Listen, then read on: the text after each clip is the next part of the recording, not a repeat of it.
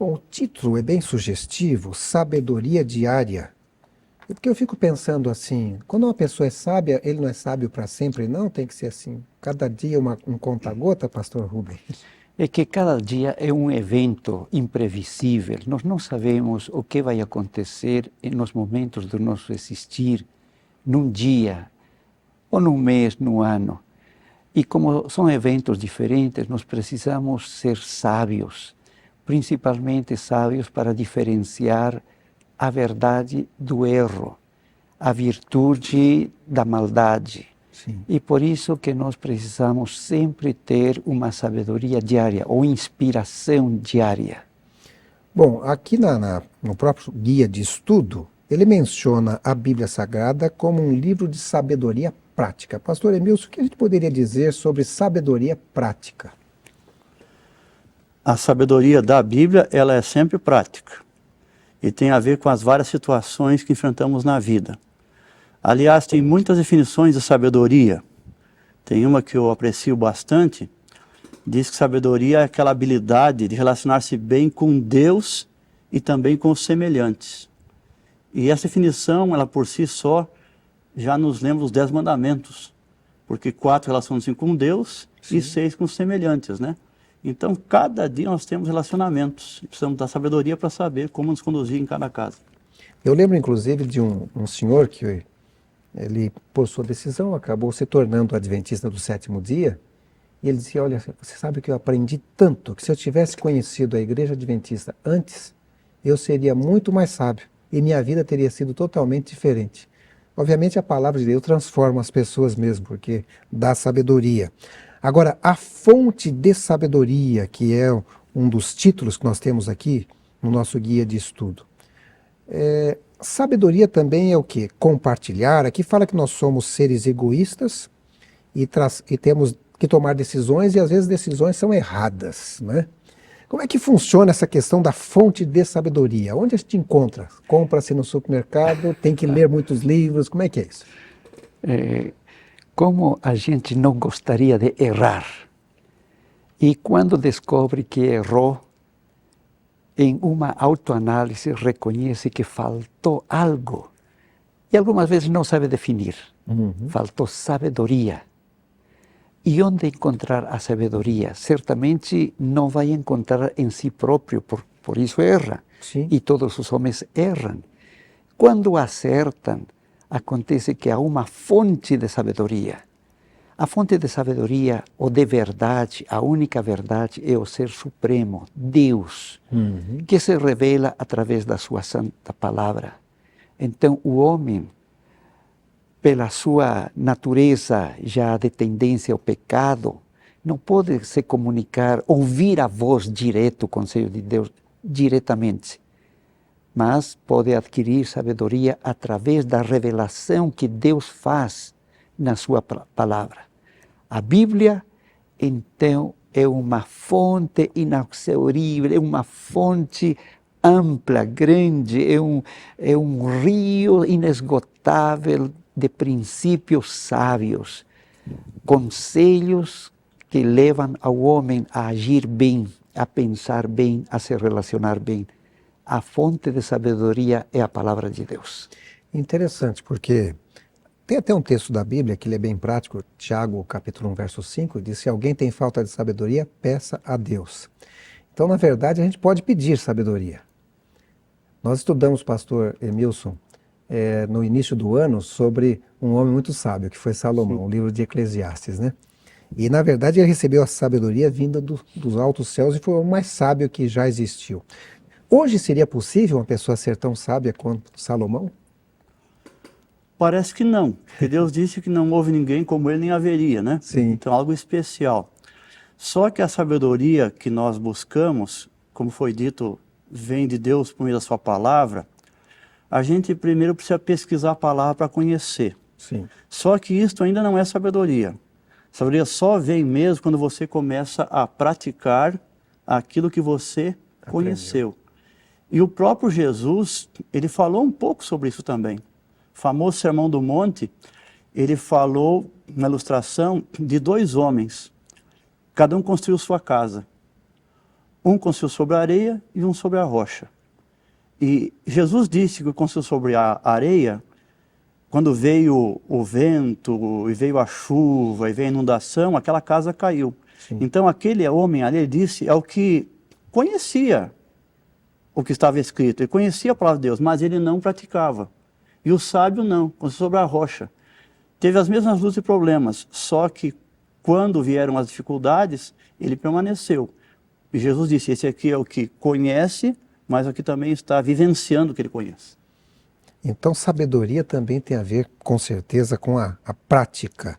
Aqui nós vemos, por exemplo, pessoas, e eu vou aqui falar para vocês, teve um estudo que a gente fez aqui, bom, já estudamos vários estudos, essa é a 11ª semana que estamos estudando, e eu lembro de que um dos pastores que esteve conosco disse, olha, existem pessoas que são teólogos, mas não creem na Bíblia. Ou seja, é possível uma pessoa ter a sabedoria na mão e não ser sábio, pastor Rubem? Depende do conceito de teologia, porque Sim. Teologia é tratado de Deus. Se essa pessoa tem como seu Deus, vamos imaginar, Buda, Confúcio, Lao Tse, certamente ele não vai acreditar na Bíblia. Sim. Mas um teólogo que trata do Deus verdadeiro, Deus Jeová, Elohim, ele não pode deixar de não acreditar na Bíblia, porque é a Bíblia o enlace dessa confiança que se tem em Deus.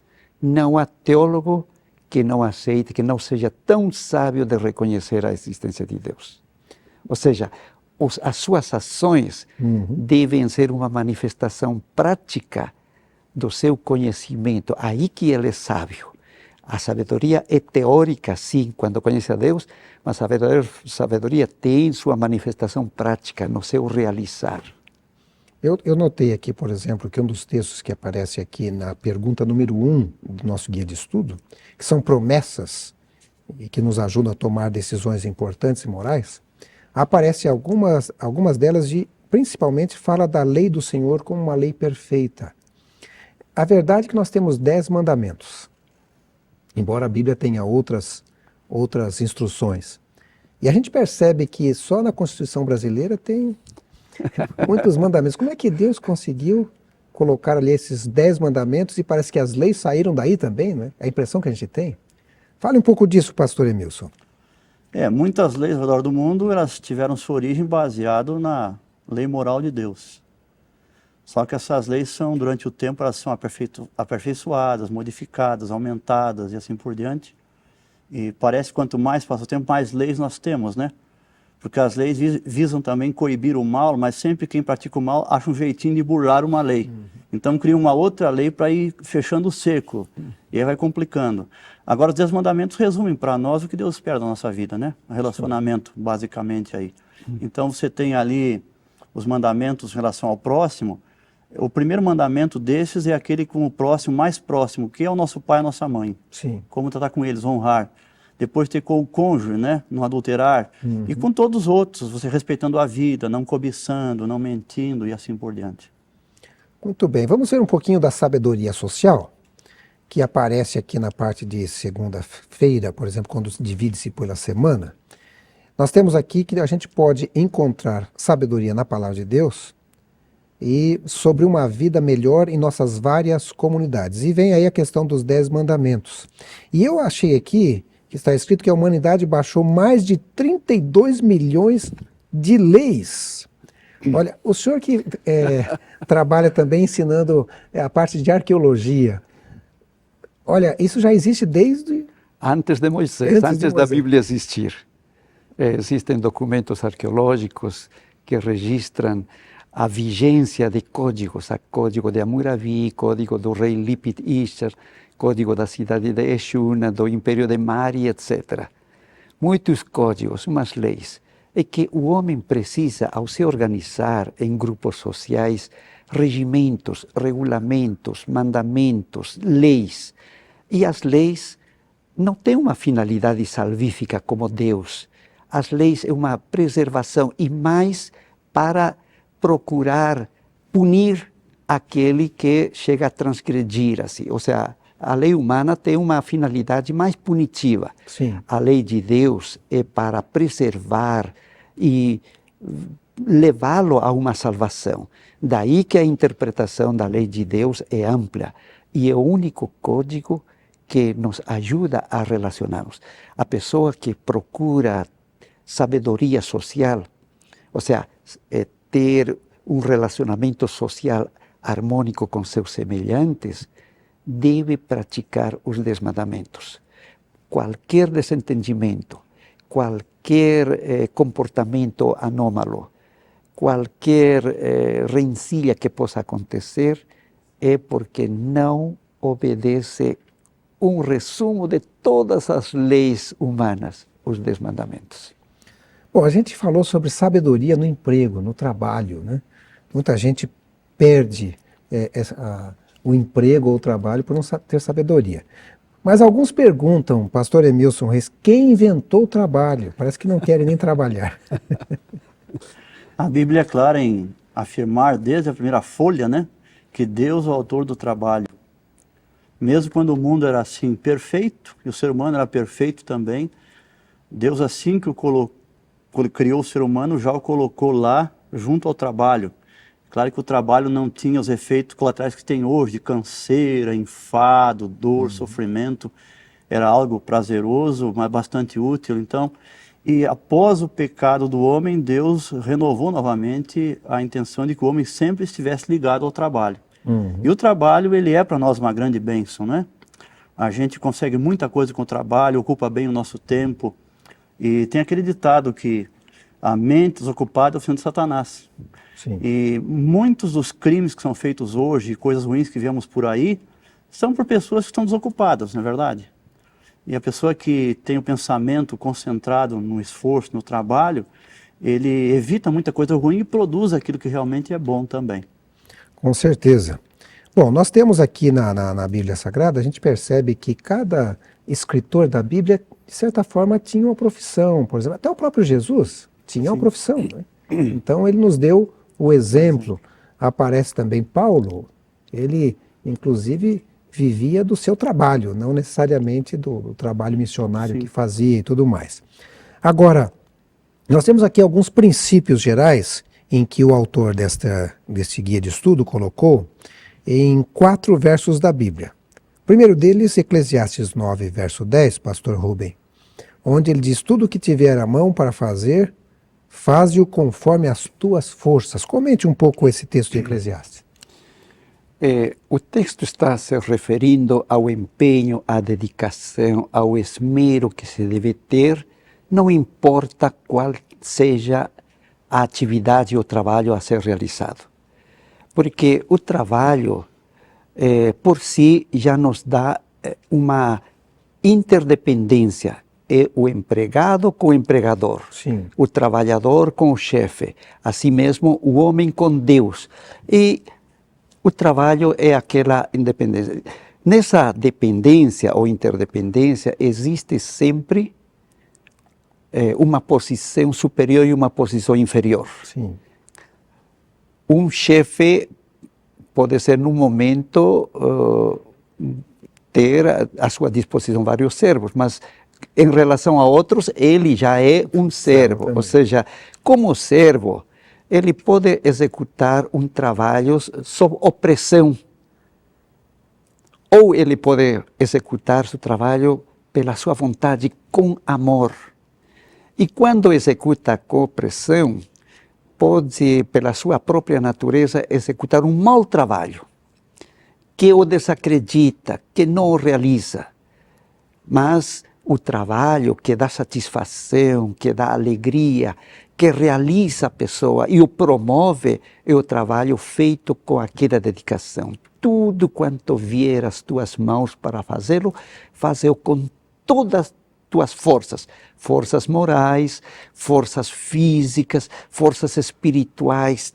Mesmo seja empilhar uma série de caixas, devem ser todas bem alinhadas, com os títulos para um determinado lugar, de tal maneira que aquele que aprecia não veja simplesmente uma pilha de caixas, mas veja uma coluna simetricamente bem dispostas.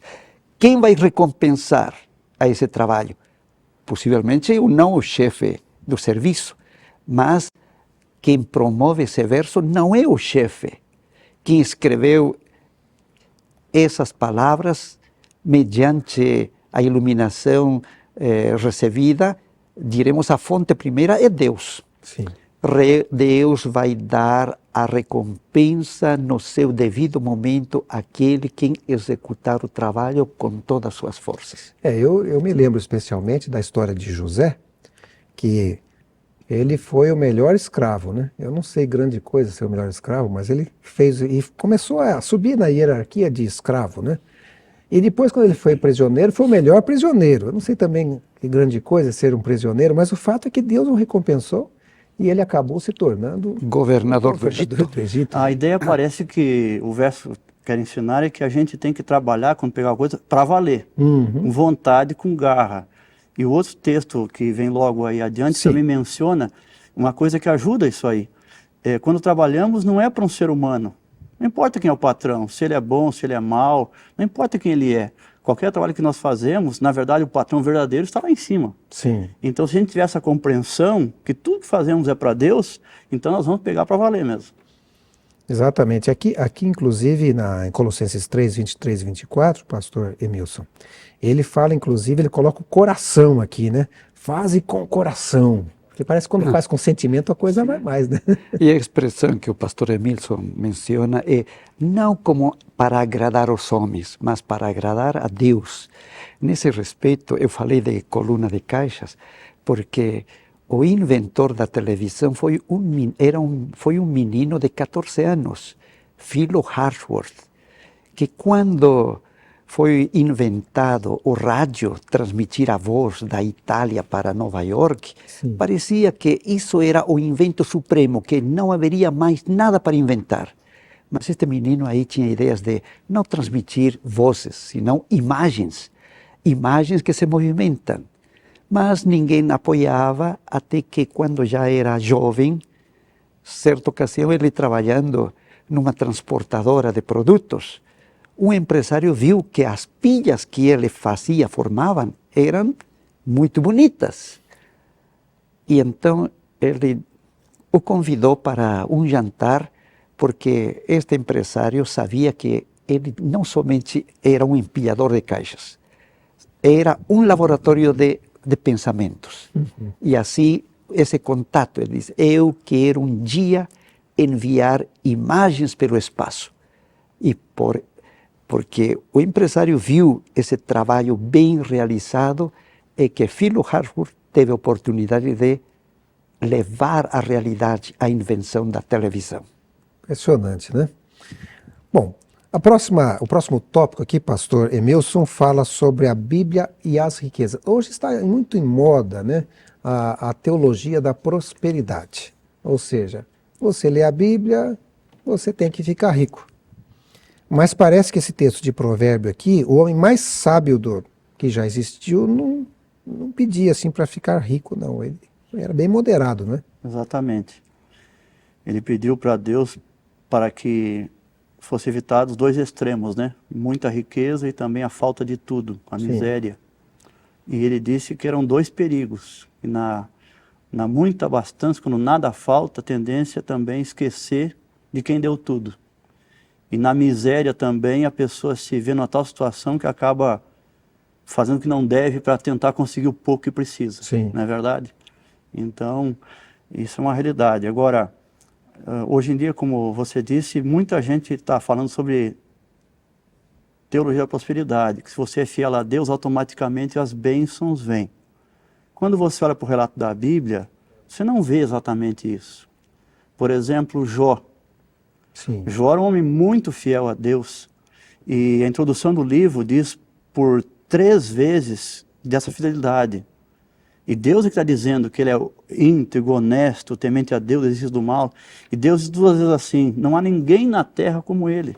E veja como ele sofreu. Sim. Quanto que ele sofreu fisicamente na sua doença, perdeu toda a família, chegou a perder tudo que ele tinha, não é verdade? Nós temos os próprios apóstolos, eram absolutamente dedicados a Deus, ao Evangelho, E nenhum deles enriqueceu, ao contrário, eles foram, né, deram tudo que eles tinham. Então, nem sempre é assim. Essa vida aqui não é justa nesse mundo. Ela vai ser justa após a volta de Cristo e o seu domínio completo novamente do mundo. Mas enquanto estivermos aqui, Jesus disse que o mundo é dominado pelo príncipe do mal. E as coisas aqui não funcionam certinho, bem, não é verdade? Uhum. Então, mas há pessoas que são desobedientes a Deus, que nem querem saber dele e prosperam materialmente. E há outras que são muito fiéis, dedicadas, e às vezes por causa disso também, materialmente, elas vão de mal a pior. E Deus nunca disse, vocês não vão ter aflição no mundo.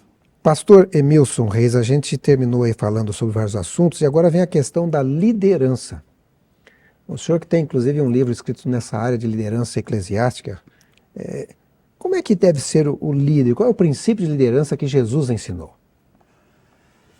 Os discípulos de Jesus, eles tinham uma preocupação em função de que eles criam que Cristo ia fundar um reino aqui nesta terra. Não compreendiam que era um reino espiritual ainda. Sim. E cada um queria ser digamos, o primeiro ministro desse reino aqui na terra. E constantemente esse era o assunto de conversação entre eles. E Cristo um dia aproveitou a situação, o momento, e falou sobre isso. E disse que aí no mundo é muito comum o líder, ele é autoridade, ele que manda, ele é servido. Sim. Isso é normal aí fora, no governo, no exército, numa empresa. Mas ele disse, no meu reino, que é um reino espiritual, então não é assim. No meu reino, quem quiser ser líder é o que mais deve servir. Então, na igreja cristã, os vários líderes cristãos numa igreja, eles não devem vincular o cargo na igreja com posição de poder, de autoridade, de mando, mas sim com serviço. Sim. Então, o maior líder é o que serve ao maior número de pessoas. O objetivo não é mandar, o objetivo é poder abençoar, influenciar positivamente as pessoas a quem ele pode realmente ali estar atuando. Inclusive, convém salientar, por exemplo, que Deus é o que mais serve, né, pastor Rubem? Justamente, faz parte da sua natureza. Deus é amor, e como amor é serviço. E é um dom. A liderança não é simplesmente, não está restrita a um grupo de pessoas serem líderes. Todos, sem exclusão nenhuma de ser humano, é um líder. Numa determinada área, numa determinada época. O pai é líder da sua família, o filho é líder, pode ser dos seus irmãos. Sempre existe um momento na vida em que uma pessoa é líder. Líder. E para isso é necessário sabedoria para exercer essa liderança. Sem sabedoria, o líder se torna opressivo, emite comandos ditatoriais que, em lugar de servir, danificam a sociedade. O verdadeiro líder, em qualquer área social, é aquele que vai beneficiar aqueles que estão sob o seu comando. Ele servir mais para que aqueles que estão ao seu comando possam produzir mais, serem mais eficientes, serem mais dignos. Se isso se aplica na vida social, quanto mais na vida espiritual. Jesus é um exemplo, não somente no aspecto espiritual. Ele lavou os pés como símbolo de um relacionamento social. Essa atividade era de um escravo, Jesus fez. Então, todos, em qualquer momento da sua vida, são líderes. E para exercer uma boa liderança, a melhor sabedoria é o serviço. Eu fiquei pensando também o seguinte, o senhor é natural de que país? Bolívia. Da Bolívia. Nós vivemos aqui na América do Sul, em alguns países, lideranças diferentes, algumas até entra assim, muito polêmica, mesmo na Bolívia agora com um novo presidente ali, com um jeito diferente de liderar, ou o caso lá da Venezuela também, com um líder mais diferente também, mesmo no Brasil, o nosso presidente agora vindo do povo também, né? E eu achei interessante que o autor dessa lição, um senhor chamado Jonathan também, né, meu xará, ele diz assim que se todos os líderes dos últimos 2000 anos tivessem seguido o estilo de liderança de Jesus, a história da humanidade teria sido totalmente diferente. Agora, ainda falando sobre Jesus, ele disse assim que ele não veio para ser servido, mas para servir. Foi isso que causou essa diferença tão grande em Jesus como líder, mesmo sem pensar em o Jesus da fé. Mas em outros líderes religiosos, essa diferença talvez foi a diferença mais marcante, pastor Emilson. O que estava por detrás da vida e ministério de Cristo era a motivação. E a motivação era salvar mediante o serviço que ele fez. Porque uma vez que Cristo, antes de vir a esse mundo, ele era eterno com seu Pai, se quisesse ser servido, não tinha vindo, tinha ficado. Sim. Porque lá todo o universo servia, não é verdade? Mas ele deixou de ser servido e veio a este mundo. Agora é interessante que aqui neste mundo, ele foi servido. Ele foi servido por várias pessoas. Por exemplo, a Marta preparou uma refeição para ele. Sim. O Zaqueu também ofereceu. O Pedro, uma hora, emprestou seu barco. Então, várias pessoas serviram a Jesus. Só que o objetivo dele não era ser servido. É que na missão de servir, precisamos também que outros nos sirvam, não é verdade? Às vezes. Esse é o efeito da retribuição, né? Porque justamente Deus serve e em retribuição o servo adora a Deus. O serve através da obediência, a relação entre quem é servido e quem se beneficia do serviço, né? É a retribuição que o homem retribui a Deus não com bens materiais, mas com obediência, né? A retribuição. O importante por detrás da liderança realmente é a motivação do líder. Por que ele faz o que faz? Por que ele decide daquela maneira? Por que ele age assim? E quando ele age motivado pelo bem das pessoas, não somente para que a tarefa seja realizada, o alvo alcançado, mas que as pessoas que estão com ele cresçam individualmente também e deem de si tudo que elas podem dar, então aí o final é bom, né? Para todo mundo. Inclusive, nós estamos aqui na televisão com esse programa e muitas pessoas estão envolvidas. Se faltar algumas dessas pessoas, talvez não chegue o sinal na casa da pessoa. Então, televisão é um trabalho de equipe, né? E Jesus tinha sua equipe também. Além de servir a equipe, muitas vezes a equipe acabava o servindo também, né? Muito bem. Que ponto ainda a gente poderia destacar na questão aqui da sabedoria? Talvez poderíamos falar um pouquinho a respeito da questão dos princípios que podem nortear a sabedoria.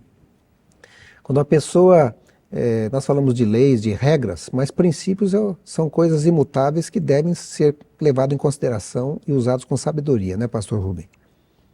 Os princípios são as primeiras ideias, né, que estabelecem normas. Então, um dos princípios que nós temos para o uso da sabedoria é a comunhão com Deus. Se o homem quer ter sabedoria para diferenciar o bem e o mal, o princípio é estar em comunhão com Deus. A fonte de sabedoria. Aquele que deseja sabedoria deve requerer a Deus. E esse requerer a Deus significa estar em comunhão com Deus. Esse é o primeiro princípio e o principal para ter sabedoria. Eu fiquei pensando quando o senhor falou isso, hoje está muito em voga a questão da internet, né? E às vezes você tem que buscar alguma coisa na internet. Na verdade, aquela sabedoria, vamos supor, aquele conhecimento, né? Embora sabedoria e conhecimento são diferentes, mas aquele conhecimento está disponível em algum lugar. E para você conseguir receber esse conhecimento, você tem que se conectar à fonte onde está isso. Fica mais fácil a gente compreender isso como Deus, a fonte de sabedoria, e a gente conectado. Olha, nós poderíamos ainda continuar falando mais, mas chegamos ao final do nosso estudo de hoje. Eu só gostaria de pedir ao pastor Emilson que fizesse assim um resumo daquilo que ele achou de mais importante no estudo de hoje. Vimos aí muitos aspectos interessantes de sabedoria. E eu queria voltar ali um pouquinho à questão do trabalho. Sim. Na primeira folha da Bíblia, vemos a Deus como um grande trabalhador. Ele está criando o nosso mundo. E é interessante o jeito que ele fez, porque tem uma lição para nós. Ele podia ter criado todo o universo e todo o mundo num piscar de olhos. Sim. Mas ele resolveu fazer assim em porções. Ele separou, foram os dias e os dias da semana. Assim ele já marcou o tempo para nós. Sim. E é interessante que ao criar algo em cada dia, ele, depois de criar, observava o que ele havia feito, o seu trabalho, o resultado, e ele fazia uma avaliação. Isto é bom. Cada dia, uma avaliação. Sim. E dá a entender isso, que ele se alegrava com aquilo que ele havia realizado. E isso é importante para nós hoje, não importa qual o nosso trabalho. Desde um trabalho simples, como varrer uma casa, uma rua, até um trabalho mais sofisticado, que exige muito estudo, experiência, treinamento. Quando a gente completa uma atividade, por que não fazer como Deus? Dá uma paradinha e observa o que foi feito, está limpo, está pintado, está escrito, foi bem feito, e se alegrar. Essa é uma alegria que nada pode dar, a alegria do trabalho. É a realização daquilo que nós fizemos. É claro que Deus deu sabedoria, deu força, deu vida e ajuda, mas nós aceitamos tudo isso na nossa parte. Então essa alegria do trabalho, ela é importante a gente ter também. Sim. Parar um pouquinho, avaliar e se alegrar com isso. Pastor Rubem Aguilar, as suas considerações finais, um resumo, um apanhado do que estudamos. Eu gostaria de destacar a sabedoria social, quão necessária e importante é para o viver de um grupo, de uma sociedade. Sabedoria é um conhecimento supremo, mas esse conhecimento supremo não será efetivo se não se leva à prática. Nas relações sociais, nós temos extraídas da Bíblia as orientações necessárias para o bom relacionamento social. Principalmente quando reconhecemos que o homem, constituído por faculdades físicas, mentais e espirituais, ele precisa desenvolver as faculdades espirituais. Esse desenvolvimento chega o homem a produzir os chamados frutos do Espírito. Misericórdia, paciência, tolerância, amor. E o homem praticando, desenvolvendo, dando esses frutos do Espírito Santo, que harmonia, que sábio o homem nas relações humanas quando puder apresentar esse tipo de frutos. E isso nós podemos encontrar somente extraindo da fonte da sabedoria que é Deus. Muito bem. Eu espero que você tenha aproveitado o nosso estudo durante este programa e tenha conhecido um pouco mais a respeito da fonte de sabedoria que é Deus através das palavras da Bíblia Sagrada.